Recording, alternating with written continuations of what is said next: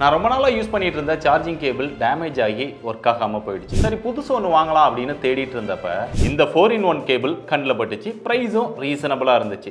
அதனால வாங்கிட்டேன். இதோட ஹைலைட் என்னன்னா ஒரே கேபிளில் type A to type C, type C to type C, type A to lightning, type C to லைட்னிங்னு 4 விதமாக யூஸ் பண்ணிக்க முடியும். கேபிளோட குவாலிட்டியுமே நல்லா தான் இருக்குது. ஆனால் ஒவ்வொரு டைம் நம்ம அந்த இதை சேஞ்ச் பண்ணி யூஸ் பண்ணணும் அப்படின்னா இந்த கலட்டி மாற்றப்ப இது எந்த அளவுக்கு லைஃப் வரும் அப்படிங்கிறது தெரியல. இதுல இன்னொரு ஹைலைட்டா எவ்வளவு வேகத்துல சார்ஜ் ஆகுது அப்படிங்கறத டிஸ்ப்ளேல பாத்துக்க முடியுது. டைப் சில மேக்ஸிமமா 65 வாட், லைட்னிங்ல 27 வாட் அப்படின்னு போட்டிருந்தாலும் நம்ம செக் பண்ணப்ப 30 வாட் வரைக்கும் தான் மேக்ஸிமமா சார்ஜ் பண்ண முடிஞ்சது. இது டேட்டா கேபிளாவும் ஒர்க் ஆகுது. ஈவன் பிடி சார்ஜர்ல கூட நம்மளால யூஸ் பண்ணிக்க முடியுது. அதனால லேப்டாப் சார்ஜிங்க்கும் இதை யூஸ் பண்ண முடியுது. ஆனா ஸ்லோவா தான் சார்ஜ் ஏறுது. இது ஒரு இம்போர்ட்டட் ப்ராடக்ட் அப்படிங்கிறதுனால ஒரே கேபிள விதவிதமான நேம்ல பல பிராண்ட் சேல் பண்றாங்க. நாங்க வாங்கினது என்னவோ இதுதான். இதோட பிரைஸ் அப்படின்னு பார்த்தா 200 ரூபாயில இருந்து 400 ரூபாய் வரைக்கும் டிஃபரெண்ட் பிளாட்ஃபார்ம்ஸ்ல அவைலபிளா இருக்குது. ஸோ இந்த கேபிள் உங்களுக்கும் பிடிச்சிருந்து யூஸ் பண்ணணும்னு நினைச்சீங்கன்னா ப்ராடக்டோட லிங்க் வியூ ப்ராடக்ட்ல கொடுத்துருக்கேன். செக் பண்ணி பாருங்க.